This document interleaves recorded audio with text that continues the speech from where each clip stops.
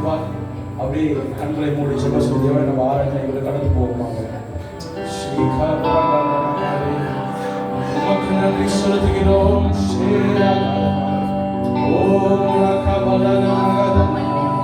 நீ நல்லவர், சர்வவல்லவர், மாட்சிமையான தேவனே. அப்படியே அந்நிய பாஷை நம்ம ஆயுதப்படுத்துவாங்க.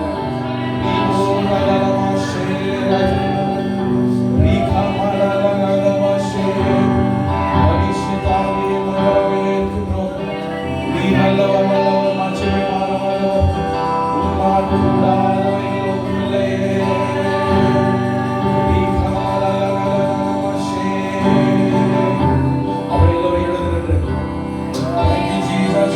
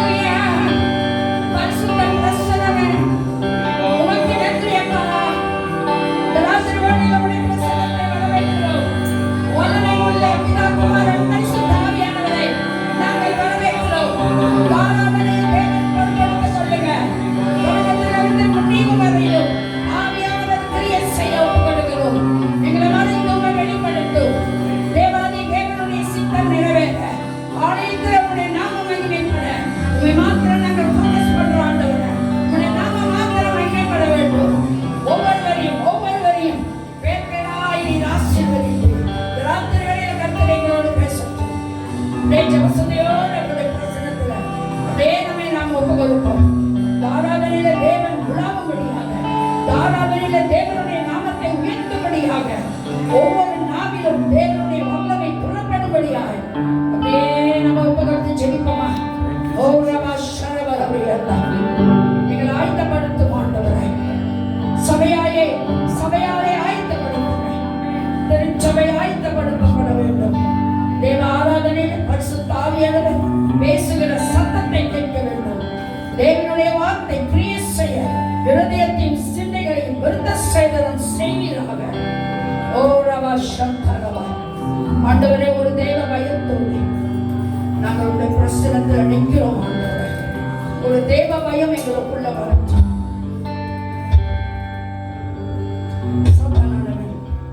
இந்த நேரத்தை திருடி விடாதபடிக்கு எங்களை முழுமையாய் ஒப்புக் கொடுக்கிறோம், வெறுமையாக்கி ஒப்புக் கொடுக்கிறோம். இந்த பாத்திரத்தை எடுத்து நீ நடத்தும்.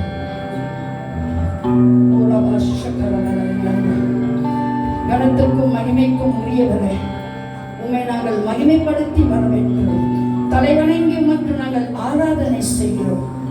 கர்த்தர் பொறுப்படுத்திக் கொள்ளுங்கள். ரபா ஷலவரணியம் ரபா சிகரியந்தரபா. ஹோலி ஸ்பிரிட், ஆவியானவரே, நன்றி அப்பா, நன்றி. ஆராதனை முழுவதும் உடைய ரத்தத்தை நாங்கள் தெரிவிக்கிறோம். ஒவ்வொரு ஆண்டவரே பிள்ளைகளை பேக்கப் செய்ய வேத வார்த்தை கொண்டு வருகிறேன். மகனோடு பரிசுத்த ஆவியானவர் கூட இருந்து நடத்துகிறார். தொடக்கத்திலிருந்து முடிவு வரையிலும் செய்யப்படுகிற ஒவ்வொரு காரியங்களும் ஆவியானவரை மகிமைப்படுத்ததாக இருந்தது. ஆவியானவரை மாத்திரம் மகிமைப்படுத்த வேண்டும். பரிசுத்த ஆவியானவரை இதோடு போதகனாய், தகப்பனாய், தேவாட்டுக்குட்டின் ரத்தம் தெளிக்கப்பட எங்களை ஆவியானவர் நடத்த பொறுப்படுத்திக் கொள்ளுங்க ஆண்டவரே. இயேசு கிறிஸ்துவின் இனிதான நாமத்தில் ஆமென், ஆமென்.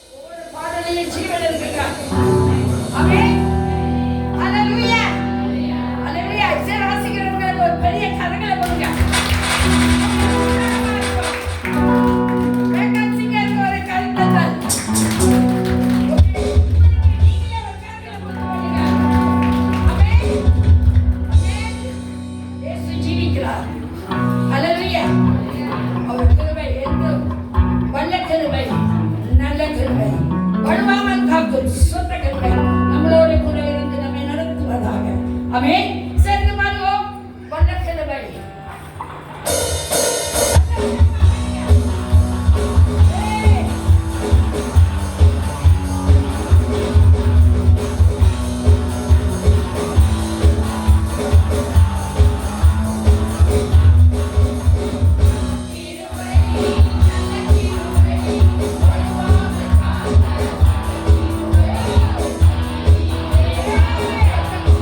Thank you.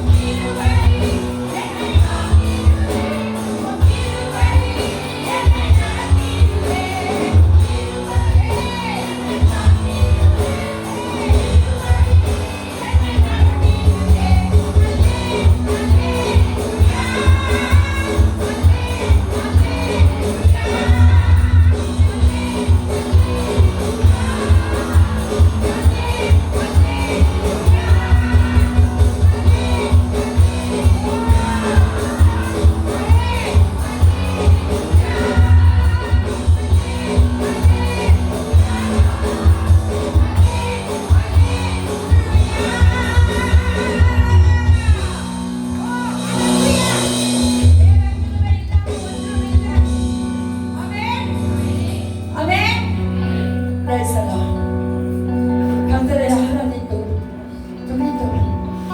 தேவ பிரசன்னம் நம்மை ஆளுகை செய்து கொண்டிருக்கிறது.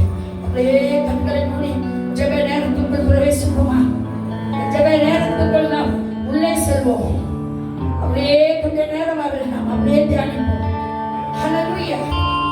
கர்த்தரை துதித்தோம், பாடினோம், சந்தோஷமாக அவரை நாம் ஆராதனை செய்தோம். இது அவர் கொடுத்த மகா பெரிய கிருபை. அவருடைய கிருபை இல்லைன்னா நம்மளால நிற்க கூட முடியாது. அப்படியே ஒரு பிரசன்னத்துல காத்து இருந்து உண்மை மாத்திர நேசிப்பேன் ஆண்டவரே சொல்லி உபகற்பமா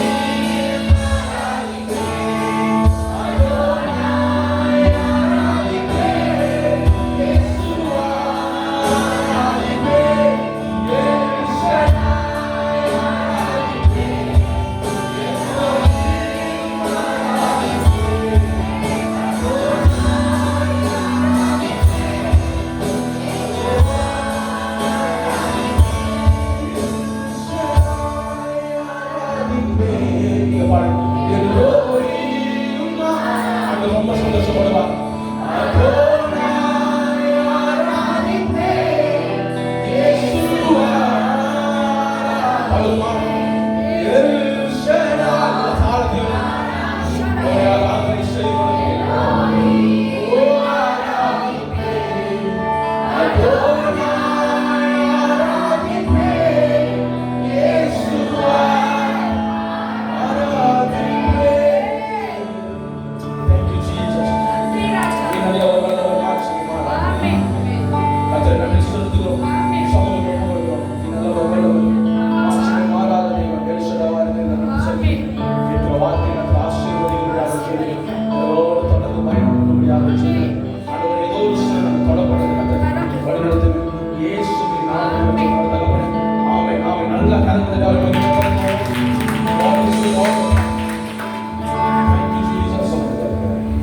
சந்தோஷமா இருக்கு கர்த்தருடைய வார்த்தை கேட்பது. எத்தனை பேர் விசுவாசிக்கிறீங்க கர்த்தர் பெரிய காரியத்தை உங்க மத்தியில நம்ம மத்தியில கர்த்தர் செய்ய போகிறார் என்று? எத்தனை பேர் ஆயுதம் வந்திருக்கீங்க கர்த்தருடைய வார்த்தை கேட்பது? என்னடா இவ்வளவு கேள்வி கர்த்தர் உண்மையாக நல்லவரா இருக்கிறார். எப்பொழுதுமே நான் என்னுடைய சர்மன் இப்படி ஆரம்பிப்பேன். அதாவது எப்படி நான் ஆண்டவருக்கு அநேக நாமங்கள் இருக்கு. இது நிறைய பேர் கேட்டிருக்கீங்க, அநேக நாமங்கள் இருக்கு. ஆனா என் உள்ளத்துல ஆண்டவர் ரொம்ப ஆழமாக ஒரு நாமத்தை கொண்டு கிரி செய்து வருவார். என்னவென்றால் அநேகர்களுடைய வாழ்க்கையில் ஆண்டவர் இப்படிப்பட்ட ஒரு நாமத்துக்குள்ள கர்த்தர் ஒவ்வொரு நாளும் மினிசம் பண்ணியிருப்பார். அதாவது என்னவென்றால் அவர் உண்மை உள்ள தேவனாக. எத்தனை பேர் விசுவாசிங்க? எத்தனை பேர் சொல்ல முடியும் அவர் உண்மை உள்ள தேவனாக இருக்கிறார்? எல்லோரும் சொல்லுங்க, நல்லா கரண்ட் வைத்து ஆண்டவரே. எல்லோரும் சொல்லுங்க, ஆண்டவரே நீர் உண்மை உள்ளவர். என் வாழ்க்கையில நீர் உண்மை உள்ளவர். என் சூழ்நிலைகள்ல நீர் உண்மை உள்ளவர். என் பிள்ளைகிட்ட நீர் உண்மை உள்ளவர். என் வேலை இடத்துல நீர் உண்மை உள்ளவர். நல்ல கருத்தில் மகிமைப்படுத்தணும். அவர் நீங்க உண்மை உள்ளவர். பாசம் சொன்ன உடனே ஆண்டவர் என் உள்ளத்துல ஒரு வார்த்தை வைத்தார். அது கடந்த நாட்கள் ஆண்டவர் என்னோடு பேசின வார்த்தை என்னவென்றால் இட்ஸ் நாட் ஓவர் என்ற ஒரு தலைப்பு கொடுத்து ஆண்டவர் என்னோட ஆணித்தரமாக மிகவும் ஆழமாக என்னோட பேசினார்.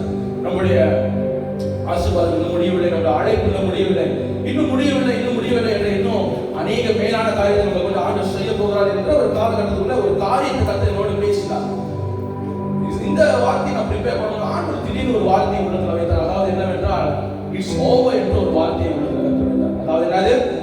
இட்ஸ் ஓவர், எல்லாம் முடிந்தது என்ற ஒரு வார்த்தையை ஒரு சின்ன வார்த்தை கர்த்தர் உள்ளத்துல வைத்தார். அது கொண்டு ஜெபிக்கும் பொழுது ஆண்டவர் சில நபர்களை குறித்து வேதத்துல ஒரு முன் மாதிரியாக ஒரு எக்ஸாம்பிளாக ஆண்டவர் பேசுறதுக்கு ப்ரீச் பண்றதுக்கு சர்மன் கொடுத்தது கர்த்தர் உங்கள் மத்தியில பகிர்ந்து கொள்றதுக்கு எனக்கும் பிரோஜனமா இருக்கு. கர்த்தர் என்னோட பேசினார். அதை நீ உங்க மத்தியில நான் பேச போகிறேன். It's over. எல்லாரும் சொல்லுங்க, இட்ஸ் ஓவர். எல்லாரும் சொல்லுங்க, எல்லாம் முடிந்தது. என் குடும்பத்துல எல்லாம் முடிந்தது. என்னுடைய பிரச்சனைகள் எல்லாம் முடிந்தது. இன்னிலிருந்து என் சோர்வுகள் எல்லாம் முடிந்தது.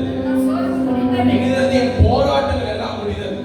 சொல்லும்போதே ஆண்டவர் மேலான காரியத்துக்காக ஆயத்தப்படுத்தி விடுறார். ஆமென். இட்ஸ் ஓவர், எல்லாம் முடிந்தது. ஆண்டவர் என்னோட ஒரு நபரை குறித்து பேச, அதாவது யோபு குறித்து ஆண்டவர் சில காரியங்களை என்னோடு பேசினார். நம்மளோடு பேச போகிறார். யோபுடைய வாழ்க்கையில் ஆண்டவர் பெரிய திட்டத்தை யோபுவோட மத்தியில் செஞ்சார். யோபுவோட கதையை நம்ம எல்லாமே படிச்சிருப்போம், கேள்விப்பட்டிருப்போம். யோபு குறித்து அநேக காரியங்கள் நம்மளுக்கு தெரியும். அதுல சின்ன வார்த்தை இன்னைக்கு உங்களோட பகிர்ந்து கொள்ள போகிறேன். அதாவது யோபுடைய வாழ்க்கையில ஆண்டவர் மிகப்பெரிய ஆசீர்வாதத்துக்குள்ள கர்த்தர் வைத்தார். யோபு மிகவும் ஆசீர்வாதமான ஒரு மகனாக இருந்தார். எத்தனை பேர் சொல்ல முடியும் இன்னைக்கு நீங்க ஆண்டவருடைய சமூகத்தில் ஆசீர்வாதமா இருக்கிறீங்க? ஆமென். யோபு ஆண்டவர் யோபுவை, தேவன் யோபுவை ஆசீர்வாதத்துக்குள்ள கர்த்தர் வைத்தார். அவர் ஆசீர்வாதத்துக்குள்ள வைக்கும் பொழுது திடீர்னு ஒரு அசைவு யோபுடைய வாழ்க்கையில வந்தது. அநேக பேருடைய வாழ்க்கையில அசைவு வரும். அசைவு வரும் பொழுது நம்ம அசைக்கப்படுவோம். அநேக சூழ்நிலைகள அந்த அசைவு அசைந்து கொண்டிருக்கிறோம். நிறுத்த முடியாத ஒரு அசைவு போல நம்ம கண்களுக்கு காணப்படும். நம்முடைய வாழ்க்கையில் அது வெளிப்படும். ஆனா ஆண்டவர் என்னோட ஒரு வார்த்தையை பேசினார். இந்த அசைவு என்று சொல்லும் பொழுது ஆண்டவர் என்னோட பேசினார். அசைவு வரும் பொழுது ஆசீர்வாதம் கூடயே வரும். எத்தனை பேர் சொல்ல முடியும்? ஆமென். என் வாழ்க்கையில் அசைவு வரும் பொழுது ஆசீர்வாதம் பின்னாலே ஆண்டவர் ஒரு மனுஷனுக்குள்ள அசைவை கர்த்தர் அனுமதித்தார். ஒரு வாழ்க்கையில கர்த்தர் ஒரு சில அசைவுகளை, ஒரு சில காரியங்களை கர்த்தர் அனுமதித்தார். பின்னாலே ஒரு ஆசீர்வாத கடல் உங்களுக்கு பின்னால வந்து கொண்டு நீங்க விசுவாசிக்க வேண்டும். நீங்க அந்த உறுதியாக பிடித்துக் கொள்ள வேண்டும். அசைவு வரும்பொழுது ஆண்டவரே அசைவு என் வாழ்க்கையில் வரும்பொழுது எனக்காக ஆசீர்வாதத்தை கர்த்தர் நீங்க வைத்துக் கொண்டிருக்கிற நீங்க விசுவாசிக்க வேண்டும். அதை நீங்க நம்ப வேண்டும். அதை உறுதியாக நீங்க பிடிக்க வேண்டும். யோபு குறித்து நம்ம பார்க்கும் பொழுது யோபு மிகவும் நல்ல மனுஷனாக இருந்தார். யோபு 1 அதிகாரம் 1 2 3 படிக்கிறோம். ஊத்ஸ் தேசத்திலே யோபு என்னும் பேர் கொண்ட ஒரு மனுஷன் இருந்தான். அந்த மனுஷன் உத்தமனும் சன்மார்க்கனும் தேவனுக்கு பயந்து பொல்லாப்புக்கு விலகுகிறவனுமாய் இருந்தான். அவனுக்கு 7 குமாரரும் 3 குமாரத்திகளும் பிறந்தார்கள். அவனுக்கு 7000 ஆடுகளும் 3000 ஒட்டகங்களும் 500 ஏர் மாடுகளும் 500 கழுதைகளும் ஆகிய மிருக ஜீவன்கள் இருந்ததுமன்றி திரளான பணிவிடைக்காரரும் இருந்தார்கள். அதனால் அந்த மனுஷன் கிழக்கத்தி புத்திரர் எல்லாரிலும் பெரியவனாய் இருந்தான். ஆமென். யோபுடைய நம்ம பார்க்கிறோம். யோபு மிகவும் நல்லவனாக இருந்தான். 1வது அதிகாரம் 1வது வசனம் சொல்லுகிறது, முதல் வசனம் சொல்லுகிறது, ஊத்ஸ் தேசத்திலே யோபு என்னும் பேர் கொண்ட ஒரு மனுஷன் இருந்தான். அந்த மனுஷன் உத்தமனும் சன்மார்க்கனும் தேவனுக்கு பயந்து பொல்லாப்புக்கு விலகுறவனுமாய் இருந்தான். யோபு என்ற ஒரு நபரே பொல்லாப்பை விட்டு தேவனுக்கு பயப்படுகிற ஒரு மனுஷனாக இருந்தார். உத்தமனா இருந்தார். சன்மார்க்கனும் தேவனுக்கு பயப்படுகிற ஒரு பயம். அப்படிப்பட்ட ஒரு நபருடைய வாழ்க்கையில ஆண்டவர் ஒரு அசைவை அனுமதிக்கிறார். ஆண்டவர் கொண்டு வரல, அனுமதிக்கிறார். எத்தனை பேர் விசுவாசிக்கிறீங்க? அதாவது இப்படிப்பட்ட ஒரு, அதாவது நம்ம பார்க்கிறோம் படிக்கும் பொழுது முதல் வசனத்திலேயே யோபுடைய குணங்கள்ல, யோபுடைய வாழ்க்கையில, யோபுடைய நடவடிக்கையில ஒரு ஒரு ஒரு நல்ல காரியம், ஒரு எப்படி சொல்றது, ஒரு பரிசுத்தம், ஒரு பயம், ஒரு தெய்வ பயம் யோபுடைய வாழ்க்கையில வெளிப்படுகிறது 1வது வசனத்திலே. பிறகு நம்ம பார்க்கிறோம் யோபுடைய வாழ்க்கையில யோபு முதலாவது நல்ல ஒரு பயந்தவன், நல்ல ஒரு உத்தமன், சன்மார்க்கனும் தேவனுக்கு பயப்படும் நல்ல ஒரு நபராக இருந்து வந்தார். 2வது ஆண்டவர் யோபு எப்படி பயன்படுத்துறார்னா, யோபு ஒரு லெசன், யோபுடைய வாழ்க்கையில மிகப்பெரிய ஆசீர்வாதத்துக்குள்ள யோபு வாழ்ந்து வந்தார். 3வது வசனத்துல 2:3 அவனுக்கு 7 குமாரரும் 3 குமாரத்திகளும் பிறந்தார்கள்.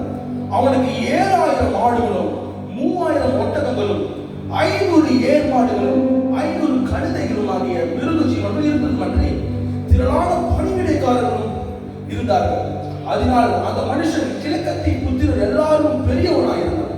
வசனம் சொல்லுகிறது மிகவும் ஆசீர்வாதத்துக்குள்ள யோபுடைய வாழ்க்கை இருந்தது. ஆண்டவர் யோபுவை ஒரு ஆசீர்வாதத்தை கர்த்தர் வழி நடத்தி வந்தார். எதனால என்றால் யோபு 1வது வசனத்துல பயந்தவனாக இருந்தார். ஆண்டவருக்கு உத்தமமும் சன்மார்க்கனுமாக இருந்தார். எத்தனை பேர் விசுவாசி கர்த்தர் என்னை யோபு போல ஆசீர்வாதத்துக்குள்ள என்னை வைத்துக் கொண்டார்? நல்ல கர்த்தர் விட்டு ஆமென் சொல்வதே கர்த்தர் சொல்லதை செய்வார்.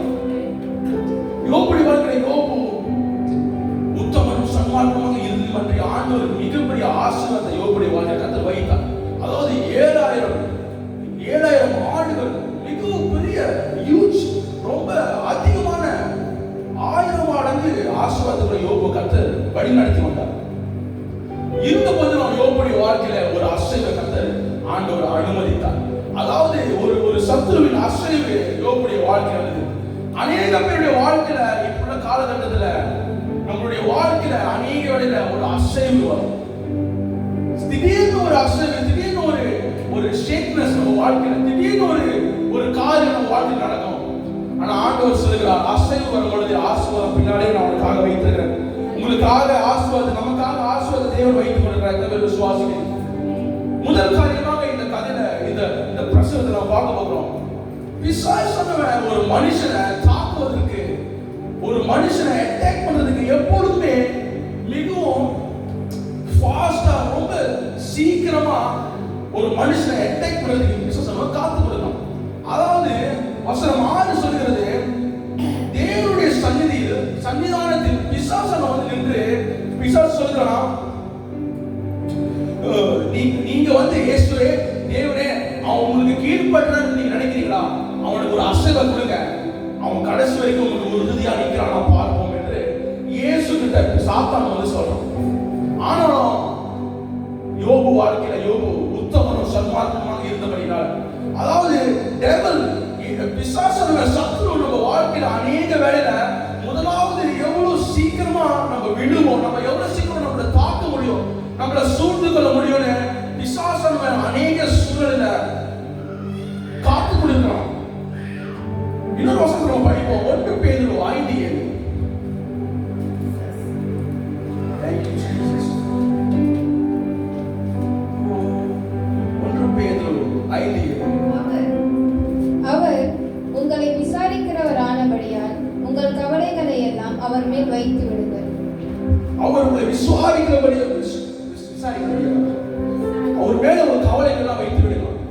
நம்ம வேலையில நம்ம இந்த வாழ்க்கை வாழ்கிற ஒரு சூழ்நிலையில நமக்குள்ள உள்ள எல்லா கவலைகளையும் அவர் மத்தியில வைக்க வேண்டும். அதாவது விசுவாசனவன் நம்மளை கொடுத்து அநேக திட்டத்தை போடுவான், அநேக திட்டத்தை செயல்படுத்துவான், அநேக காரியத்தை நம்மளை சுற்றிலுமாக நம்மளுக்கு நம்ம அறியாமே ஏதோ ஒரு சூழ்நிலைக்குள்ள நம்ம கடந்துடுவோம், ஏதோ ஒரு சூழ்நிலைக்குள்ள மாட்டிக்கொள்வோம். ஒரு அசைவு ஒவ்வொரு மனுஷனுடைய வாழ்க்கையில விசுவாசன சத்துரு செயல்படுத்துறதுக்கு விசுவாசன வகை தேடி கொடுங்க. அதாவது இன்னொரு வசனம் சொல்லுகிறது, தெளிந்த புத்தியுள்ளவராய் இருங்கள், விழித்திருங்கள், ஏனெனில் உங்கள் எதிராளியாகிய பிசாசானவன் கெர்ச்சிக்கிற சிங்கம் போல் எவனை விழுங்கலாமோ என்று வகை தேடி சொல்லியிருக்கிறான். வசனம் சொல்கிறது, விழித்திருங்கள், பிசாசானவன் எவனை விழுங்கலாமோ அவன் வகை தேடி சொல்லி தெரிகிறான். நீங்க விழித்திருக்க வேண்டும். நம்ம இன்னைக்கு விழித்திருக்க வேண்டும். எத்தனை பேர் விசுவாசிக்கிறீங்க? அதாவது இந்த சூழ்நிலை என்ன நடக்குது, யோபுடைய வாழ்க்கையில் ஒரு அசைவு வரப்போகுது. சாத்தான் பிசாசு சத்ரு போயிட்டு ஆண்டவன் அனுமதி கேட்கிறான். ஆனா ஆண்டவர் சொல்றாரு, எதுவுமே நடத்தலாம். வசனம் சொல்லுகிறது, கர்த்தர் சாத்தானை நோக்கி, இதோ அவனுக்கு உண்டானவைகளை எல்லாம் உன் கையில் இருக்குது, அவன் மேல் மாத்திரம் உன் கையை நீட்டாதே என்றார். வசனம் சொல்லுகிறது, அவனுக்கு குறியது எல்லாம் உன் கருத்துல கொடுக்கிறேன். எவ்வளவு வேணாலும் சோதனை வரட்டும், ஆனா அவனை மாற்று, அவன் மேல் மாற்று. எத்தனை பேர் சொல்ல முடியும், எனக்குள்ள என்னை சுத்தி அநேக காரியம் நடக்கலாம், ஆனா ஆண்டவர் என் மேல சத்துரு கை வைக்காதபடி என்னை தப்பு வைத்துக் கொண்டிருக்கிறார். இதுவரைக்கும் நல்லா கலந்து தட்டி அவரை மகிமைப்படுது. இதுவரைக்கும் சத்துரு என்னை வாழ்க்கையை சுத்தி, என்னுடைய குடும்பத்தை சுத்தி அநேக காரியம் நடக்கலாம், ஆனா ஆண்டவர் என் மேல கை வைக்காதபடிக்கு என்னை ஒவ்வொரு நிமிடமும் ஒவ்வொரு காலத்தையும் ஆண்டவர் தேவன் நம்மை காப்பாற்றிக் கொண்டிருக்கிறார். அதாவது நம்முடைய வாழ்க்கையில கிறிஸ்துவானவர், பரிசுத்த ஆவியானவர் ஒரு ஷீல்ட போல நம்முடைய வாழ்க்கையில எப்பொழுதுமே எல்லா சூழ்நிலைக்கு முன்பதாக, எல்லா காலகட்டங்களுக்கு முன்பதாக, எல்லா காரியத்துக்கு முன்பதாக பரிசுத்த ஆவியானவர் என்ற ஒரு தேற்றவர் நம்மளுக்கு முன்பதாக ஒரு ஷீல்ட போல, ஒரு பாதுகாவலர் போல, ஒரு கேடகம் போல நமக்கு முன்பதாக எப்பொழுதுமே நம்மளை தற்காத்து, நம்மளை வலியுறுத்தி நடக்க வேண்டிய ஒவ்வொரு பாதைகளிலும், நடக்க செய்ய வேண்டிய ஒவ்வொரு செயல்களையும் நம்மளை வழி நடத்தி கொண்டு வருகிறார். எந்த சூழ்நிலை யோபுடைய வாழ்க்கையில நடக்குதோ ஆண்டவர் அதை வைத்து இரட்டிப்பான ஆசீர்வாதங்களை யோபு சொல்றார். எத்தனை பேருக்கு இரட்டிப்பான ஆசீர்வாதம் இந்த வேலையில வேணும்? ஆமென் சொல்லுமா? ஆண்டவர் சொல்கிறார், யோபுடையவைகள் எல்லாவற்றிலும் கருத்துல ஒப்புக் கொடுக்கிறேன். சத்துருவே யோபுக்குரிய எல்லாவற்றிலும் கருத்துல ஒப்புக் கொடுக்கிறேன், ஆனா அவன் மேல் மாத்திரம் உன் கையை போடக்கூடாது. அநேக சூழ்நிலை நம்மளுக்கு தொடர மாதிரி வரும், நம்ம மேல கை படுற மாதிரி வரும், ஆனா ஆண்டவர் அவர் உண்மைத்துவத்தில் உறுதியாக நிற்கிறார். எத்தனை பேர் விசுவாசிக்கிறீங்க? எத்தனை பேர் சொல்ல முடியும், ஆண்டவர் அவருடைய உண்மைத்துவத்தில் உறுதியாக நிற்கிறார்? அதாவது நம்ப அவர் கையை பிடிக்கும் பொழுது, நம்ப அவருக்குள்ள நம்ம போகும் பொழுது, ஒரு நாள் ஒரு காலம் நம்ம அதை விட்டு, அந்த ப்ராமிஸ் விட்டு வெளியாகிற அநேக சூழ்நிலைகள் சத்ரு நம்ம கொண்டு செய்ய முடியும். ஆனா ஆண்டவருடைய உண்மைத்துவத்தினால இதுவரைக்கும் நம்மளை காத்து வழி நடத்துறார். ஆமென் சொல்லுவோமா? அவருடைய உண்மைத்துவத்தினால. அதனாலதான் ஒவ்வொரு சூழ்நிலை ஆண்டவரே, நான் உங்க கையை பிடிக்க விரும்பல, நீங்க என் கையை பிடிங்க. ஏன்னா நான் உங்க கையை பிடிக்கும் பொழுது ஏதோ ஒரு சூழ்நிலை என்னால அந்த கையை விடுறதுக்கு அநேக வாய்ப்புகள் இருக்கு, ஆனா நீங்க என் கையை பிடிக்கும் பொழுது எந்த சூழ்நிலை வந்தாலும், எந்த காரியங்கள் சத்துரு போல என்ன மேற்கொண்டாலும், எவ்வளவு அசைவிய வாழ்க்கை வந்தாலும் நீங்க என் கையை விடவே மாட்டீங்க ஆண்டவரே. ஆமென் சொல்லுமா? எத்தனை பேருக்கு அப்படிப்பட்ட தேவனுடைய கை உங்க கரங்களை பிடிக்கணும்? கர்த்தர் பெரிய காரியம் ஒரு மனுஷன் செய்வார். அதாவது கர்த்தர் உங்க மேல அனாதி மேலான திட்டத்தை கர்த்தர் உங்க மேல வைத்திருக்கார். அதனாலதான் ஆண்டவர் ஆண்டவரே இவ்வளவு காலமாக எந்த சூழ்நிலை வந்தாலும் கர்த்தர் உங்க மேல உறுதியா இருக்கிறார். எத்தனை பேர் விசுவாசிக்கிறீங்க? அவர் நம் மேல வைத்த நம்பிக்கையினால, அவர் இயேசு கிறிஸ்து நம்ம மேல வைத்த நம்பிக்கையினால இன்று நம்ம உயிரோடு நின்று கொண்டிருக்கிறோம். அடுத்த காரியமாக நம்ம கூட பார்க்கிறோம், God give God take. அதே அதிகாரத்துல 22வது வசனத்துல, நிர்வாணியாய் என் தாயின் கற்பத்திலிருந்து வந்தேன், நிர்வாணியாய் அவரிடத்துக்கு திரும்புவேன். அதாவது எல்லா காரியமும் நடந்துட்டு இருக்கு, ஒரு போராட்டம், ஏதோ ஒரு சூழ்நிலை, அவங்க பிள்ளைகள் எல்லாம் மறைக்கிறாங்க. யோபுடைய பிள்ளைகள் அவனுக்குரியவைகள் எல்லாம் சத்துரு திருடி கொண்டு போறாங்க. ஒரு அசைவு யோபுடைய வாழ்க்கையில வர்றதுக்கு ஆரம்பிக்குது. ஒரு அசைவின் காலகட்டத்துல யோபு கடந்து போகிறாரு. ஆனா யோபு சொல்கிறார், நிர்வாணியாய் என் தாய் கற்பத்திலிருந்து வந்தேன், நிர்வாணியாய் அவரிடத்துக்கு திரும்புவேன். கர்த்தர் கொடுத்தார், கர்த்தர் எடுத்தார். கர்த்தருடைய நாமத்துக்கு ஸ்தோத்திரம். அநேக வேளை இந்த வார்த்தையை படிக்கும்போது ஆண்டவர் என்னோட பேசுறது என்றால், அநேக வேளை நம்ம இந்த தவறான ஒரு கண்ணோட்டத்துல, தவறான ஒரு சூழ்நிலைகள்ல, தவறான ஒரு அர்த்தத்துல நம்ம இதை புரிஞ்சுக்கொள்றோம். அதாவது நான் அதை புரிஞ்சுக்கொண்டேன், அதுக்கப்புறம் ஆண்டவர் என்னோட பேசினார். ஆண்டவர் எந்த சில காரியங்களை வைக்க சொன்னார். என்னவென்றால், எதற்காக ஆண்டவர் கொடுக்கணும், எதற்காக ஆண்டவர் எடுக்கணும். அநேக வேளையில நம்ம வாழ்க்கை ஒரு அசைவு வரும் பொழுது, நம்ம அநேக சூழ்நிலைகளை தள்ளப்படும் பொழுது, ஒரு வெறுமையின் காலகட்டத்தில் நம்ம கடந்து போகும் பொழுது, நமக்குள்ள கர்த்தர் கொடுத்தார், கர்த்தர் எடுத்தார் என்ற ஒரு மைண்ட் செட் வரும் பொழுது, இரண்டு விதமான கேள்வி நமக்குள்ள வர வேண்டும். அதாவது முதல் கேள்வியாக, எதற்காக கர்த்தர் கொடுத்தார்? இரண்டாவது கேள்வியாக, எதற்காக கர்த்தர் எடுத்தார்? ஆண்டவரை பார்த்து நம்ம கேட்க வேண்டியது, ஆண்டவரை எதற்காக கொடுத்தீங்க? இந்த காலத்துல எதற்காக நீங்க என்கிட்ட எடுக்கிறீங்க?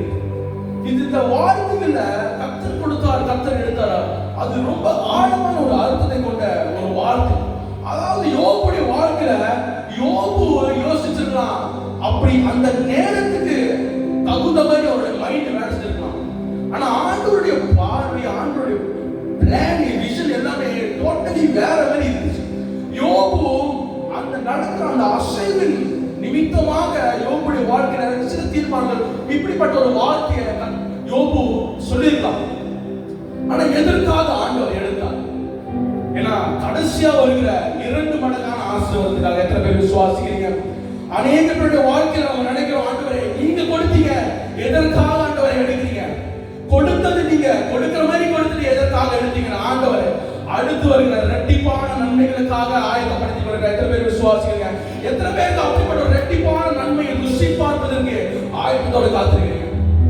அநேக வேளையில நம்ம இப்படிப்பட்ட ஒரு காரியத்தை கடந்து போகும் பொழுது, ஆண்டவரே நீங்களே கொடுக்கிறீங்க, எதற்காக நீங்க எடுக்கிறீங்க? உங்ககிட்ட அந்த சித்தம் இல்லையா? எதற்காக இந்த காரியத்தை என்கிட்ட எடுக்கிறீங்க? அநேக வேளை சில காரியத்தை ஆண்டவருக்கு மத்தியில் எடுப்பார். எத்தனை பேர் விசுவாசிக்கிறீங்க? கர்த்தர் சில காரியங்களை அனுமதிப்பார், கொடுப்பார். சில வேளை சில காரியத்தை கர்த்தர் எடுப்பார். அது நம்ம உறுதியாக பற்றிக்கொண்டு, உறுதியாக கர்த்தருடைய சித்தத்தின்படி கர்த்தர் எடுத்தாலும் தீர்மானம் பண்ணினாலும் அவருக்குள்ள நம்ம நிலைத்திருக்க வேண்டும். யோபுடைய வாழ்க்கையில இப்படிப்பட்ட ஒரு காரியம் யோபு சொல்லும் பொழுது கூட, கர்த்தர் கொடுத்தார், கர்த்தர் எடுத்தார், இப்படிப்பட்ட ஒரு வார்த்தை சொல்லும் பொழுது கூட யோபு கர்த்தருக்குள்ள இருந்தார். இப்படிப்பட்ட ஒரு சூழ்நிலைகள் நடக்கும் பொழுது கூட யோபு கிறிஸ்துக்குள்ள, தேவனுக்குள்ள யோபு இருந்தார். அதாவது கர்த்தர் இரட்டிப்பான நன்மைக்கு, ஆண்டவர் நம்மள இரட்டிப்பான நன்மையை சுதந்திரிப்பதற்கு கர்த்தர் அழைத்திருக்கிறார். எத்தனை பேர் விசுவாசிக்கிறீங்க? அந்த இரட்டிப்பான நன்மைக்காக தேவன் சில வேளையில அதை எடுப்பார். எத்தனை பேர் விசுவாசிக்கிறீங்க? அநேக வேளையில நம்ம நினைப்போம், நம்முடைய வாழ்க்கை ஒரு எண்டிங் சீசனுக்குள்ள கடந்து போத, ஒரு வெறுமையின் காலகட்டத்துக்குள்ள நான் கடந்து போகிறேன். என் குடும்பம் ஒரு வெறுமையின் காலகட்டத்துக்குள்ள, ஆண்டவரே இன்னும் பத்தலையே, இன்னும் போதலையே, இப்படிப்பட்ட ஒரு குரூப் இருக்கு. அநேக வேளையில இன்னொரு ஒரு குரூப் இருக்கு, ஆண்டவரே இது போதும், நீங்க இதுவரைக்கும் நான் ஆசீர்வதிச்சிட்டீங்க, இது போதும், நான் இதுவரைக்கும் நல்லா இருக்கேன், நீங்க இது போதும் ஆண்டவரே, நீங்க கொடுத்த வரைக்கும் போதும். ஆனா ஆண்டவருடைய பார்வைக்கு எதுவுமே போதுமானதே அல்ல. நம்ம ஒவ்வொரு நிமிஷமும் ஆண்டவரை இன்னும் பத்தல, ஆண்டவரே உங்களுடைய அபிஷேகம் இன்னும் என் வாழ்க்கையில பத்தல, உங்களுடைய ஆண்டவரே உங்களுடைய கிருபை இன்னும் என் வாழ்க்கையில பத்தல, ஆண்டவரே நீங்க என் மேல வைத்த ஃபேவர் எனக்கு இன்னும் போதுமானதல்ல, ஆண்டவரே எனக்கு இன்னும் அதிகமா தாங்க. எத்தனை பேர் சொல்ல முடியும் இந்த மாலை வேளையில, ஆண்டவரே உங்களுடைய அபிஷேகத்தை இன்னும் அதிகமாக என் வாழ்க்கையில தாங்க, உங்களுடைய அபிஷேகத்தை இன்னும் என் உள்ளத்துல அதிகமாக தாங்கன்னு சொல்ல முடியுமா? ஆண்டவரே உங்களுடைய கிருபை, உங்களுடைய கிரேஸ என் வாழ்க்கையில அதிகமாக இன்னும் தாங்க. என் மேல வைத்த நம்பிக்கையை இன்னும் அதிகமாக வைங்க ஆண்டவரே. என்னை சுற்றிலும் இருக்கிற ஒவ்வொரு காரியங்களும் சாதகம் இல்லாமல் இருக்கலாம், ஆனா எனக்கு இன்னும் தாங்க, இன்னும் தாங்க. அந்த அபிஷேகத்தை மறுபடியும் தாங்க, மறுபடியும் தாங்க. அந்த இழந்து போன அபிஷேகம் ஆண்டவரே, வெறுமையாக போன அந்த அபிஷேகம் ஆண்டவரே மறுபடியும் தாங்க. அநேக வேளையில நம்ம எம்டி காலத்துல, ஒரு எம்டி சீசன்ல நம்ம கடந்து போவோம். ஒரு வெறுமையான ஒரு காலகட்டத்துல நம்ம கடந்து போவோம். சில பேருக்கு தள்ளப்படும். ஆனா ஆண்டவர் எதற்காக நம்மளை அழைக்கிறார்? நான் மறுபடியும் சொல்ல போகிறேன். இரட்டிப்பான நன்மைகளுக்காக கர்த்தர் அழைத்திருக்கிறார். எத்தனை பேர் விசுவாசிக்கிறீங்க? அநேக வேளையில நம்ம யோசிப்போம், ஆண்டவரே இன்னும் இதுக்கப்புறம் இன்னும் எப்படி ஆண்டவரே, ஆண்டவரே எடுக்கிறீங்க சரி, இதுக்கப்புறம் இன்னும் என்ன ஆசை? என் வயசு வழியாச்சு ஆண்டவரே, என்னோட காலம் முடியும் போத, என்னோட நேரங்கள் முடியும் போத. ஆனா ஆண்டவரே மிகவும் ஆழமாக என்னோடு பேசுற வார்த்தை என்னவென்றால், ஆண்டவர் சொன்னாரு, இப்படிப்பட்ட காலம் நடக்கும் போது, இப்படிப்பட்ட சூழ்நிலைகள் நடக்கும் பொழுது ஆண்டவர் இன்னும் நம்மளை ஆசீர்வதிக்கிற தேவனா இருக்கிறார். அவருக்கு காலங்கள் இல்ல, நேரங்கள் இல்ல. அவருடைய ஆசீர்வாதத்துக்கு காலங்கள், நேரம் எதுவுமே ஈடாக முடியாது. அநேக வேளையில ஆண்டவரே என்னோட முடிந்துருமா? ஆண்டவர் சொல்ல, இல்ல, உன் பிள்ளைகளுக்கு அது தொடரும். எத்தனை பேர் விசுவாசிக்கிறீங்க? உங்களுடைய தலைமுறைகளுக்கு அது தோணும். அநேக பேருடைய வாழ்க்கையில இந்த எம்டியான காலம் ஆண்டவரை இன்னும் நான் சுதந்திரத்துக்குள்ள நம்ம யோசிக்கலாம். ஆனா ஆண்டவர் பிள்ளைகளுக்கு அதை செய்து முடிப்பார். எத்தனை பேர் விசுவாசிக்கிறீங்க? ஆண்டவரே நான் இன்னும் அதை செய்து முடிக்கலையா? ஆண்டவர் உங்க பிள்ளைகளுக்கு கொஞ்சம் அதை செய்வார். எத்தனை பேர் விசுவாசிக்கிறீங்க? விசுவாசம் நல்ல ஆமென் சொல்ல முடியுமா? ஆண்டவர் அப்படியே செய்வார். உங்க பிள்ளைகளுக்கு அந்த ஆசீர்வதிப்பார். எதுக்காக என்றால், நீங்க செய்த ஒவ்வொரு தியாகத்தின் மூலியமாக, நீங்க கடந்து போன ஒவ்வொரு சூழ்நிலையின் மூலியமாக, நீங்க கடந்து போன ஒவ்வொரு காரியத்தின் மூலியமாக, இயேசுவோ கால கடைசி வரைக்கும் நீங்க நிலை நின்றதுக்காக, அவர் மேல வைத்த அன்பை ஒரு பொழுதும் குறைவுபடாம அவரையே சார்ந்து இதுவரைக்கும் இந்நாள் வரைக்கும் நீங்க கடந்து வந்ததுக்காக ஆண்டவர் உங்க குடும்பத்தை ஆசீர்வதிப்பார். எத்தனை பேர் ஆமென் சொல்ல முடியும்? உங்க தலைமுறைகளையே ஆசீர்வதிப்பார் ஆண்டவர். அவர் காட் வந்து அன்லிமிட்டட், அவருக்கு லிமிட்டேஷனே இல்லை. அவருக்கு வந்து குறிப்பான லிமிட்டே இல்லை. அவர் அன்லிமிட்டடான காட். எத்தனை பேர் விசுவாசிக்கிறீங்க? உங்க குடும்பங்களை கர்த்தர் ஆசீர்வதிப்பார். எதை உங்க கண்கள் பார்க்க முடியும், உங்க பிள்ளைகள் அதை பார்க்கும். இயேசுவின் நாமத்தில் எத்தனை பேர் விசுவாசிக்கிறீங்க? நீங்க தொட முடியாத ஐஸ்வர்யங்கள் உங்க குடும்பம், உங்க பிள்ளைகள் அதை தொடும். நீங்க செய்ய முடியாத எந்த எல்லைக்குள்ள கால வைக்க முடியும், உங்களுடைய அடுத்த தலைமுறைகள் அந்த எல்லைக்குள்ள கால்களை வைக்கும். எத்தனை பேர் விசுவாசிக்கிறீங்க? ஆமென். யோபுடைய வாழ்க்கையில் ஆண்டவர் இப்படிப்பட்ட ஒரு காலகட்டத்துக்குள்ள யோபை கர்த்தர் கொண்டு போனார். இருந்த போதிலும், இவ்வளவு அசைவுகள் இருந்தாலும், இவ்வளவு சூழ்நிலைகள் யோபுடைய வாழ்க்கையில் இருந்தாலும், இவ்வளவு போராட்டங்கள் யோபுவ அது முடக்கும்படி நடந்தாலும், யோபு கர்த்தருடைய மத்தியில் கர்த்தர் மேல் வைத்த உறுதியில மிகவும் உறுதியாக இருந்தார். எத்தனை பேர் விசுவாசிக்கிறீங்க? எத்தனை பேர் சொல்ல முடியும், நான் ஆண்டவரை இன்னும் அதிக உறுதியாக நிற்பேன்? விசுவாசத்தோட சொல்ல முடியுமா? அடுத்து வர நாட்கள் நான் பார்க்கல, ஆனா இப்பவே சொல்ல முடியும், அவர் மேல உறுதியாக பற்றி கொள்ளுங்க. யோபு அடுத்து என்ன நடக்க போதில்லை, ஆனா யோபு அதிகமாக உறுதியோடு நின்றார். நம்ம வாழ்க்கையில அடுத்த காரியமாக நம் வாழ்க்கையில் தேவன் மீது உறுதி வேணும். 2வது அதிகாரத்துல 9வது வசனம் 8-9 அந்த வருஷம் பார்க்குது. யோபு இப்படிப்பட்ட ஒரு தாங்க முடியாத ஒரு சூழ்நிலைக்குள்ள யோபு கடந்து போறார். ஒரு எப்படி சொல்றது, யாராலும் அப்படிப்பட்ட ஒரு காலத்தை கடந்து போக முடியாது. அவ்வளவு ஒரு அவருடைய சரீரத்துக்கே அவ்வளவு பெரிய ஒரு வியாதி யோபுக்கு வந்தது. ஒரு பிசாசு சத்துருவத்தை கொண்டு வந்தார்.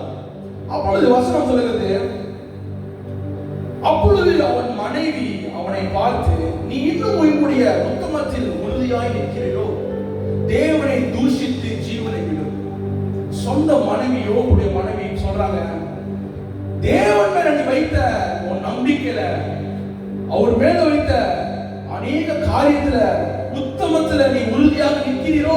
இன்று நீ உனக்கு இவ்வளவு நடந்தும் ஆண்டவர் இந்த காரியத்தை வாழ்க்கை அனுமதிச்சோம், நீ இன்னும் உறுதியாக நிற்கிறியா? நீ பேசாம என்ன பண்ணா, அவரை தூஷித்து நீ நீ மரித்து போயிடலான்னு சொந்த மனைவி, யோபு கூட இருந்த மனைவி சொல்றாங்க. உங்க மனைவி சொல்லுவாங்க, உங்க மனைவி தான் சொல்றாங்களா? சொல்றது யோபுடைய மனைவி சொல்றாங்க.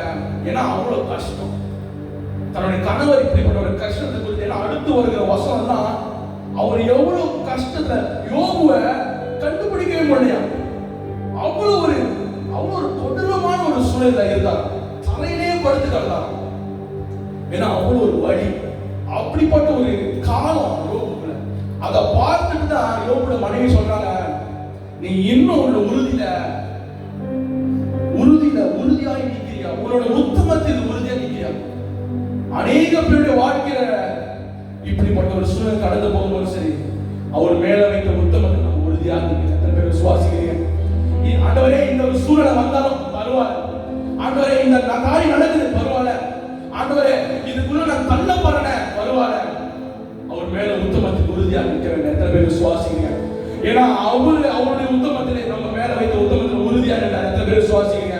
ஆண்டவரே நான் இந்த காரியம் செய்து கொண்டிருக்கிறேன், இப்படிப்பட்ட ஒரு சூழ்நிலை வாழ்க்கையில வந்து கொண்டே இருக்காங்க, என்னால் இந்த காரியத்திலிருந்து நான் வெளியே வர முடியல. ஆண்டவர் சொல்ற பரவாயில்ல, என் மேல வைத்த உத்தமத்தில் உறுதியாக நானே ரெட்டிப்பான உன்னைக்குள்ள உங்களை கொண்டு செல்வேன். எத்தனை பேர் விசுவாசிக்கிறீங்க?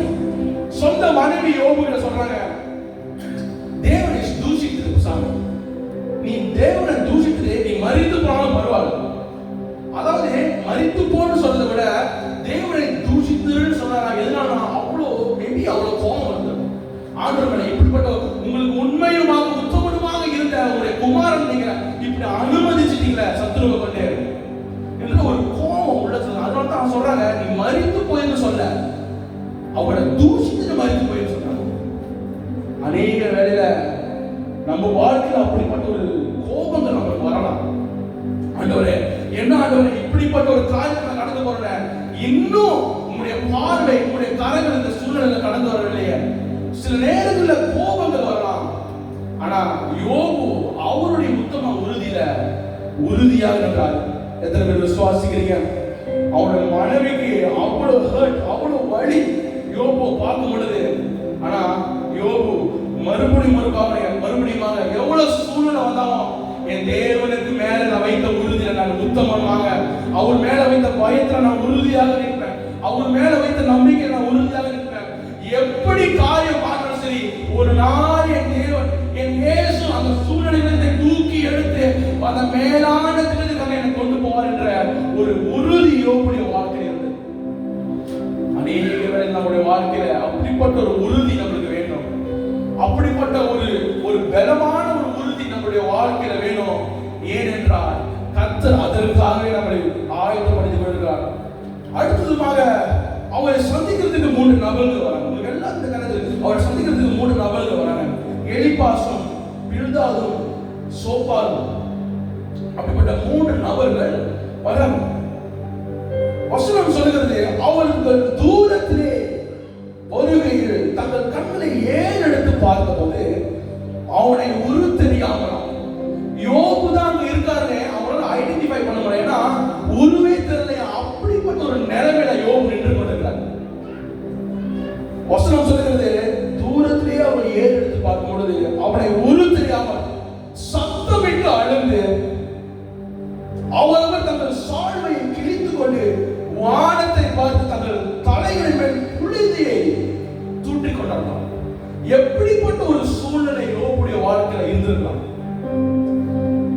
கர்த்தர் சொல்றார், அப்படிப்பட்ட ஒரு சூழ்நிலை உங்கள் குடும்பத்தின் மத்தியில் இருந்தா ஆண்டவர் இப்பொழுதே அதை சரிப்படுத்த வல்லவராக இருக்கிறார். எத்தனை பேர் விசுவாசிக்கிறீங்க? அப்படிப்பட்ட ஒரு காரியம் சுற்றி நடந்தால் ஆண்டவர் இப்பொழுதே உங்களை மாற்றுவதற்கும் தப்பு வைப்பதற்கும் அவர் வல்லவராக இருக்கிறார். எத்தனை பேர் விசுவாசிக்கிறீங்க? அவரை யோபுவை உரு தெரியாமல் பார்த்து அழுது, வானத்தை பார்த்து அழுது, சட்டைகளை கிழித்து புழுதி அவர் தலைகள் மேல போடுறாங்கன்னா எவ்வளவு கஷ்டத்துக்குள்ள யோபு கடந்து போயிருப்பார். எப்படிப்பட்ட ஒரு வாழ்க்கையின் சூழலை யோபு கடந்து போயிருப்பார். யோபுவை அந்த சூழலை மிகவும் வேதனைப்படுத்தும். அநேக வேளையில சில சூழலை நம்மளை வேதனைப்படுத்தும், சில காரியங்கள் நம்மளை வேதனைப்படுத்தும், சில சூழ்நிலைகள் நம்மளை வேதனைப்படுத்தும். ஆனா ஆண்டவர் நம்மளோடு இருந்து உறுதியில கர்த்தர் நிற்க வைப்பார். யோபு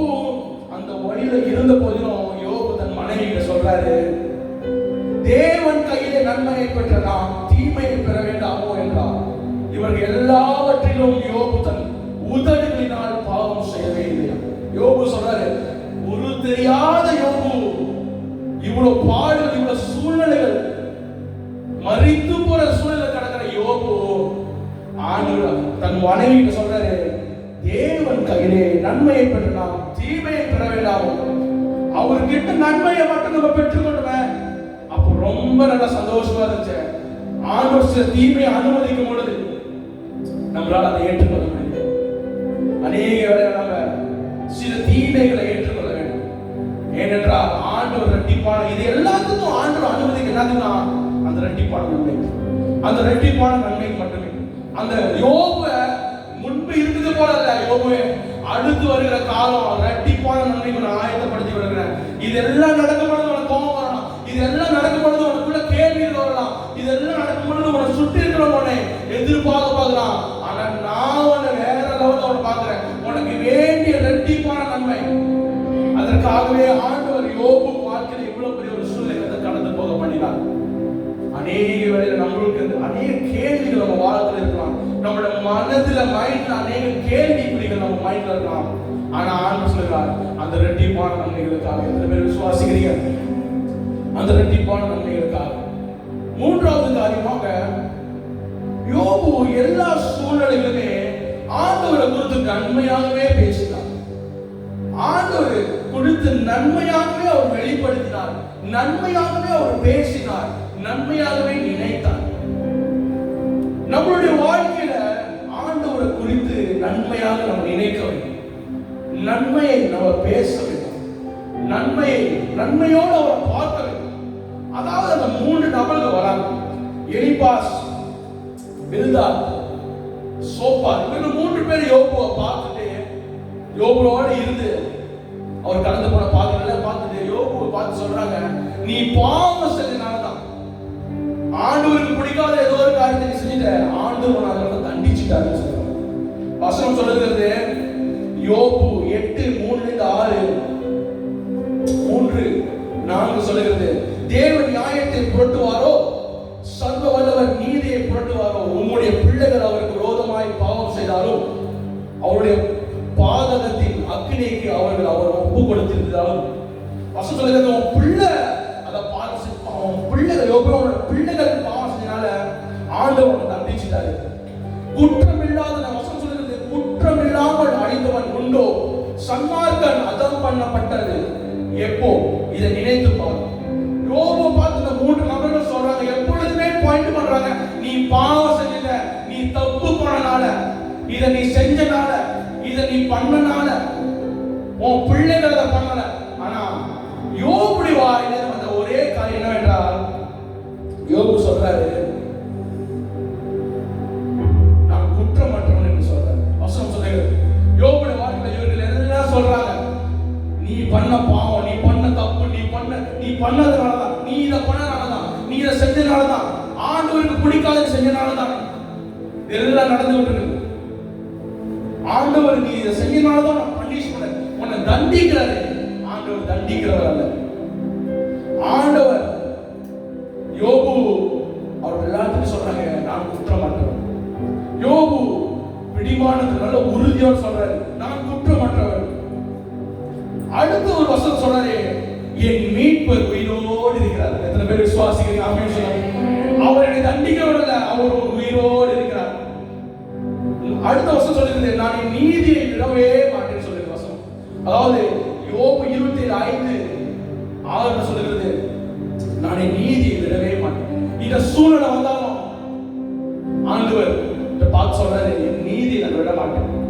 அநேக பேர் நம்மளை பார்த்து சொல்லலாம், நம்ம நினைக்கலாம், நம்ம மேல அந்த தீர்மானத்தை அவங்களே வைக்கலாம், அந்த ஒரு கண்ணோக்கத்தை நம்ம மேல வைக்கலாம். நீ இதை செஞ்சனாலதான் ஆண்டவர் செய்தார், நீ இதை செய்தனாலதான் ஆண்டவர் செய்தாரு.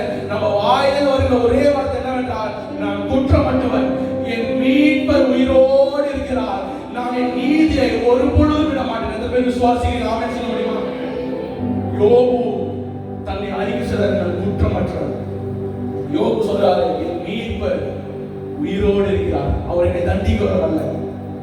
பிறகு யோபு சொல்கிறார், நான் என் நீதியை ஒரு பொழுதும் விட மாட்டேன். நான் நன்மை செய்த ஒரு பொழுதும், நான் ஆண்டவரை பத்தி நன்மை பேசுகிறத ஒரு பொழுதும் விட மாட்டேன்.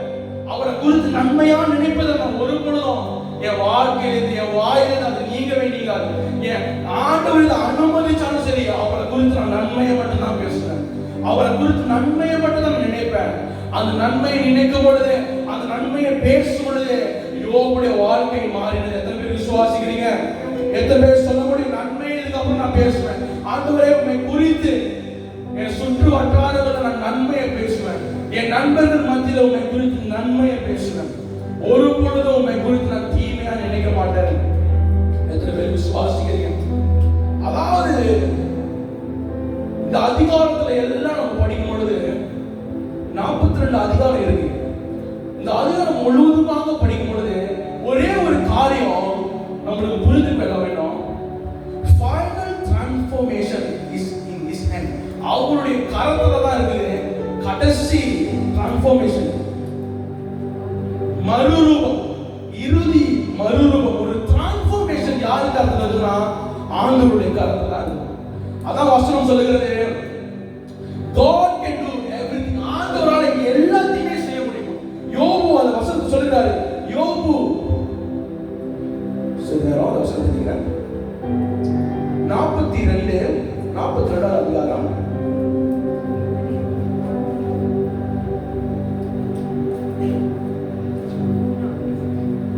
3வது படிங்க. அறிவில்லாமல் ஆலோசனை தேவரீர் சகலத்தையும் செய்ய வல்லவர், நீ செய்ய நினைத்தது தடைப்படாது என்பதை அறிந்திருக்கிறீர். எஸ், இந்த பேர் விசுவாசிகள் கர்த்தர் செய்யறது ஒரு பொழுதும் தடைப்படாது. ஆனா யோபு சொல்றாரு, ஆண்டவரே நீர் செய்ய நினைத்தது ஒரு பொழுதுமே தடைப்படாது. ஏனென்றால் கடைசி, எல்லாத்தையுமே கடைசி. ஆண்டவரே என்னால் இது செய்ய முடியல, அடுத்து ஒரு காலமே இல்லை, அடுத்து ஒரு காரியமே இல்லை. ஆனா ஆண்டவர் சொல்றார் கடைசி முடிவு என் கரத்துல இருக்கு. எத்தனை பேர் விசுவாசிக்கிறீங்க? எத்தனை பேர் சொல்ல முடியும், ஆண்டவரே என் வாழ்க்கையில இப்படி சூழ்நிலை தள்ளப்படுறேன், ஆண்டவர் சொல்றார் கடைசி ஒரு முடிவு, அந்த கடைசி ஒரு முடிவு என் கரத்துல இருக்கு. நீங்க நினைக்கலாம், நம்ம நினைக்கலாம் இந்த காரியத்தை செய்ய முடியல, இந்த காரியம் இதுக்கப்புறம் இடையே அறியாத ஒரு காலத்துக்குள்ள கடந்து போகிறேன். ஆண்டவர் சொல்லுகிறார் கடைசி முடிவு, கடைசி மாறுதல், கடைசி மாற்றம் கர்த்தருடைய கையில். எத்தனை விசுவாசிக்கிறீங்க? கர்த்தரால் செய்ய முடியாத காரியம் எதுவுமே இல்லை. எத்தனை விசுவாசிக்கிறீங்க? அதான் வசனம் சொல்லுகிறது, அப்பொழுது யோபு கர்த்தருக்கு பிரதியுத்தரமாக, தேவரே சகலத்தையும் செய்ய வல்லவர், நீர் செய்ய நினைத்தது தடைப்படாது என்று அறிந்திருக்கிறேன். நம்ம வாழ்க்கையில ஆண்டவரை பத்தி நம்ம யோசிக்கணும், நன்மையாக அவரை பத்தி நம்ம நன்மையாக பேச வேண்டும், அவரை நம்ம நன்மை காரியமாக பார்க்க வேண்டும். அதே வேளையில நம்ம ஒவ்வொரு நாளும் நம்ம அறிக்கை செய்ய வேண்டும், ஒவ்வொரு நாளும் இந்த வார்த்தைக்கு நம்ம அடங்கிக் கொள்ள வேண்டும், அடக்கிக் கொள்ள வேண்டும். அதாவது தேவனின் சகலத்தையும் செய்ய வல்லவர். ஆண்டவரை எந்த சூழ்நிலை வந்தாலும் சரி, நீர் சகலத்தையும் செய்ய வல்லவர். எத்தனை பேர் விசுவாசிக்கிறீங்க? எப்படிப்பட்ட காலம் வந்தாலும் சரி, யோபுவை குறித்திய வாழ்க்கை மாறினாலும் சரி, நீர் சகலத்தையும் செய்ய வல்லவர். எத்தனை பேர் விசுவாசிக்கிறீங்க? சகலத்தையும் செய்ய வல்லவர். நீர் செய்ய நினைத்தது தடைப்படாது என்பதை நான் அறிந்திருக்கிறேன். எத்தனை பேர் அறிந்திருக்கிறீங்க? நம்ம எத்தனை பேர் அறிந்திருக்கிறோம்? ஆண்டவர் செய்ய நினைத்தது தடைப்படாது. ஆண்டவர் நம்ம மேல வைத்த அழைப்பு ஒரு பொழுதும் தடைப்படாது. நம்ம மேல வைத்த ஊழியங்கள் ஒரு பொழுதும் தடைப்படாது. நம்ம மேல வைத்த வளர்ச்சிகள் ஒரு பொழுதும் தடைப்படாது. எத்தனை பேர் ஆமென் சொல்லுறீங்க? ஆண்டவரே நீர் என் மேல வைத்த அனாதி திட்டம் ஒரு பொழுதும் தடைப்படாது. ஆண்டவரே என்னை கொண்டு இதை செய்வீங்கன்னு சொன்னீங்களே, அது ஒரு பொழுதும் தடைப்படாது. எத்தனை பேர் சொல்ல முடியும்? ஆண்டவரே என் பிள்ளைகளுக்குள்ள இதை செய்ய சொன்னீங்களே, ஆண்டவர் சொல்லுகிறார் என்னால் செய்ய முடியாத காரியம் ஒன்றுமே இல்லை, நான் செய்ய நினைத்தது ஒரு பொழுதும் தடைப்படாது. எத்தனை பேர் விசுவாசிக்கிறீங்க? யோபு இப்படிப்பட்ட ஒரு அறிக்கைய அவருடைய வாழ்க்கையில யோபு கடைசியில சொல்றாரு. யோபுடைய மனசுல, யோபுடைய மைண்ட்ல இந்த காரியம் அடங்கி இருக்குது. தேவரின் சகலத்தையும் செய்ய நீர் வல்லவர். ஆண்டவர் சகலத்தையும் செய்ய வல்லவர். எத்தனை பேர் விசுவாசிக்கிறீங்க? அவரால் கூடாத காரியம் ஒன்றுமே இல்லை. நம்ம வாழ்க்கையை கொடுத்து அவர் பெரிய மேலான திட்டத்தை வைத்திருக்கிறார். அதை அவர் நிறைவேற்றி முடிப்பார். அவர் நிறைவேற்றி முடிப்பார். அப்படிப்பட்ட ஒரு காலத்துக்குள்ள கர்த்தர் நம்மளை நிறைவேற்றி முடித்து அதுக்கு வேண்டிய ஆசீர்வாதங்களையும் அதுக்கு வேண்டிய பலத்தையும் கர்த்தர் தருவதற்கு கர்த்தர் ஆயத்தமா இருக்கிறார். எத்தனை பேர் விசுவாசிக்கிறீங்க? எத்தனை பேர் சொல்ல முடியும் உங்களுடைய வாழ்க்கையில ஆண்டவர் என் மேல அனாதி பெரிய வைத்திருக்கிறார்? எத்தனை பேர் சொல்ல முடியும்? கர்த்தர் பெரிய காரியத்தை நம்மளை கொண்டு செய்வார். எத்தனை பேர் விசுவாசிக்கிறீங்க? கர்த்தர் நம்மளை கொண்டு அனாதி திட்டத்தை கர்த்தர் வைத்திருக்கிறார். அவர் செய்ய முடியாத காரியம், அவரால் நடக்க முடியாத காரியம், அவரால் முடிவெடுக்க முடியாத காரியம் ஒன்றுமே இல்லை. எத்தனை பேர் சொல்ல முடியும்? எத்தனை பேர் நீங்க விசுவாசிக்கிறீங்க இந்த வார்த்தைக்குள்ள? ஆண்டவரே, என் வாழ்க்கை குறித்து நீங்க போட்ட திட்டம், என் வாழ்க்கை குறித்து நீர் நியமித்த உங்களுடைய திட்டம், அது ஒரு பொழுதுமே அது மாற்றப்படாது, அது ஒரு பொழுதுமே மாறாதது. ஆதியாகமம் 26வது அதிகாரம் 12-13 படிக்கிறேன். ஆதியாகமம் 26 நான் படிக்கிறேன். 26 12-13 வசனம் சொல்லுகிறது, ஈசாக்கு அந்த தேசத்தில் விதை விதைத்தான். கர்த்தர் அவனை ஆசீர்வதித்ததினால் அந்த வருஷத்தில் 100 மடங்கு பலன் அடைந்தது. அவன் ஐஸ்வர்யவனாகி வர வர விருத்தி அடைந்து மகா பெரியவனாக. எத்தனை பேர் விசுவாசிக்கிறீங்க? எத்தனை பேர் விசுவாசிக்கிறீங்க? எத்தனை பேர் இந்த வாக்குத்தத்தத்தை இப்போதே சுதந்திரித்துக் கொள்ள முடியும்? இந்த வார்த்தை கேட்கும்போது சொல்லுங்க, ஆண்டவரே, I receive this in the name of Jesus. ஆண்டவரே, நான் பெற்றுக் கொள்கிறேன். எல்லாரும் சொல்லுங்க, ஈசாக்கு அந்த தேசத்தில் விதை விதைத்தான். கர்த்தர் அவனை ஆசீர்வதித்தார். அவன் அதே வருஷத்தில் 100 மடங்கு ஆண்டவருடைய 100 மடங்கு ஆசீர்வதிப்பார். எத்தனை பேர் விசுவாசிக்கிறீங்க? விதைக்கும் பொழுது ஈசாக்குடைய வாழ்க்கையில விதைக்கும் பொழுது ஆண்டவர் அதே வருஷத்தில் 100 மடங்கு பலன் அடைக்க செய்தார். அது மட்டும் ஆண்டவர் செய்த 12வது வருஷத்துல ஆண்டவர் அவன் ஐஸ்வர்யனாகி வர வர விருத்தி அடைந்து மகா பெரியவனான பெரிய ஆண்டவருடைய blessing. எதனால ஆண்டவர் செய்ய முடியாத காரியம் ஒன்றுமே. அவர் பலனுள்ளவர், அவர் உண்மையுள்ளவர், அவர் நம்ம மேல அனாதி திட்டத்தை வைத்திருக்கிறார். அது வசனம் சொல்லுகிறது, தேவனின் சகத்தை செய்ய வல்லவர், நீ செய்ய நினைத்து தடைப்படாது என்று நம்ப இந்த காலத்தில் அறிந்திருக்க வேண்டும். இதெல்லாம் நடந்து கொண்டிருக்குது. ஆனால் ஆண்டவர் உண்மை தோற்றத்தை காத்து கொண்டிருக்கிறார். ஏதோ ஒரு காரியம் யோபுடைய வாழ்க்கை நடக்க போகுது, ஏதோ ஒரு காரியம் யோபுடைய வாழ்க்கை மாற போகுது, யோபுடைய வாழ்க்கை நடக்க போகுது, மாற போகுது. நம்முடைய வாழ்க்கையில இன்றிலிருந்து ஒரு காரியம் நடக்க போகுது. எத்தனை பேர் விசுவாசிக்கிறீங்க? விசுவாசம் கர்த்தர் செய்தே முடிப்பார். நம்முடைய வாழ்க்கையில ஏதோ ஒரு காரியம் மாற போகுது. எத்தனை பேர் விசுவாசிக்கிறீங்க? கர்த்தர் செய்து கொடுப்பார். 10வது வசனம் சொல்லுகிறது, யோபு தன் சிநேகிதருக்காக வேண்டுதல் செய்த போது கர்த்தர் அவன் சிறையிருப்பை மாற்றினார். யோபுக்கு முன் இருந்த எல்லாவற்றை பார்க்கிறோம் 2 தனையாய் கர்த்தர் அவனுக்கு தந்தருளினார். எத்தனை பேருக்கு அப்படிப்பட்ட ஆசீர்வாதம் வேணும்? ஆண்டு வசனம் சொல்லுகிறது, கர்த்தர் அவன் சிறையிருப்பை மாற்றினார். சிறையிருப்பை கர்த்தர் மாற்றினார். கர்த்தர் இன்று மாற்ற வல்லவர். எத்தனை பேர் விசுவாசிக்கிறீங்க? அவரால் கூடாத காரியம் ஒன்றுமே. கர்த்தர் நம் சிறையிருப்பை மாற்ற வல்லவர். கர்த்தர் இரட்டிப்பான நன்மையை கொண்டு செல்வார். ஆண்டவர் யோபுடைய வாழ்க்கையில யோபுக்கு இந்த சூழ்நிலை வந்துச்சு. யோபு இந்த காலகட்டத்தில் கடந்து போனாரு. யோபு இந்த இப்படிப்பட்ட ஒரு அசைவுக்குள்ள கடந்து போனாரு. ஆனா வசனம் முடிக்கும் பொழுது ஆண்டவர் யோபுவோட கர்த்தர் நிப்பாட்டவே இல்லை. யோபுடைய பிள்ளைகள் அதே 2 மடங்கு அந்த இடத்திலே யோபுடைய பிள்ளைகள் மிகவும் மேலானதாக இருந்தாங்க.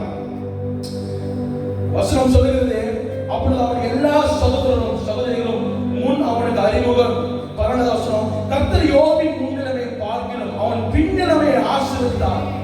14,000 ஆடுகள், எல்லாம் டபுள் போர்ஷன், 6,000 ஒட்டகங்கள், 1000 ஏர்களும் 1000 கழுதைகளும் அவனுக்கு உண்டாய்.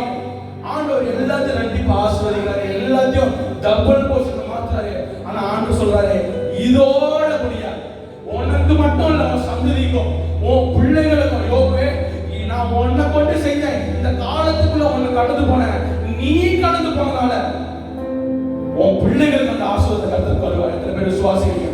ஆண்டவர் யோபு இந்த காலத்துல கடந்து, யோபு இந்த சூழ்நிலையில கடந்து போனால அவர்கள் பிள்ளைகள் இதனால ஆசீர்வதிக்கப்படுறார்கள்.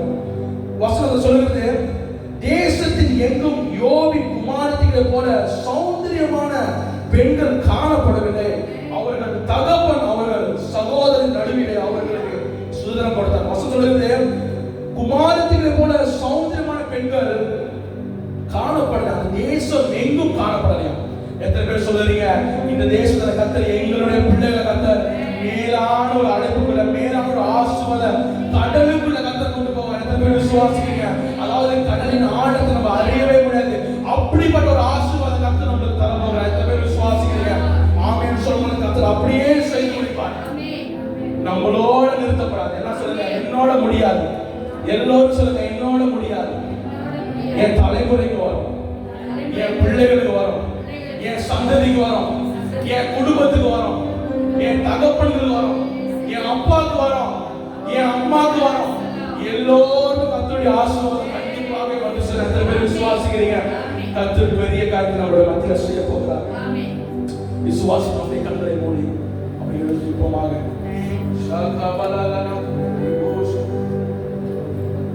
Thank you Jesus. அப்படியே கண்களை மூடி. Thank you Jesus. Oh thank you Jesus. அல்லோரும் எழுந்திருக்கிறார்கள். Oh thank you Jesus. Oh thank you Lord. ஆண்டவரே ஒவ்வொரு எந்த சூழ்நிலை வந்தாலும் நீ செய்ய முடியாத காரியம் ஒன்றுமே நாங்கள் என்னோட முடியாது.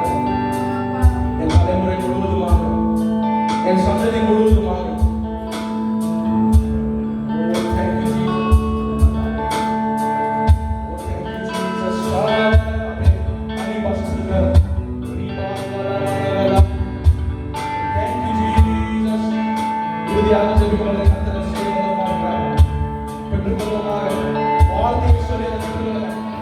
கேட்ட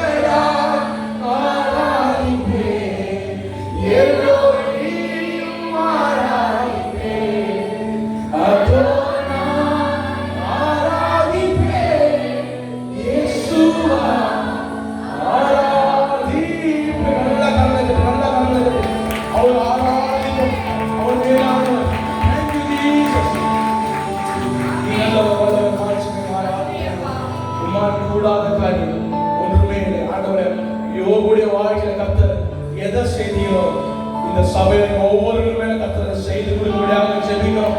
ஆண்டவரே, யோபுடைய வாழ்க்கையை எதை செய்தீங்களோ கர்த்தர் இப்படிப்பட்ட காரியத்தை இந்த சபை மக்களுக்கு கர்த்தர் செய்து கொடுக்கும்படியாக ஜெபிக்கிறோம். யோபுக்கு கர்த்தர் கொடுத்த இரட்டிப்பான ஆசீர்வாதங்கள் எங்கள் சபை பிள்ளைகள் மீது கர்த்தர் கடந்து வரும்படியாக ஜெபிக்கிறோம். இயேசுவின் நாமத்தில் உதவி செய்கிறோம். நீரே வழி நடத்துங்க, சுத்திகரிங்க, பரிசுத்தப்படுத்துங்க, எங்களோடு பேசுங்க. ஆண்டவரே, இன்றிலிருந்து ஆண்டவரே அந்த காலங்கள் ஆரம்பிக்கிற இயேசுவின் நாமம் வழி நடத்துங்க. நன்றி சொல்லுகிறோம். மாறாத இயேசுவின் நாமத்தில் ஜெபிக்கிறோம்.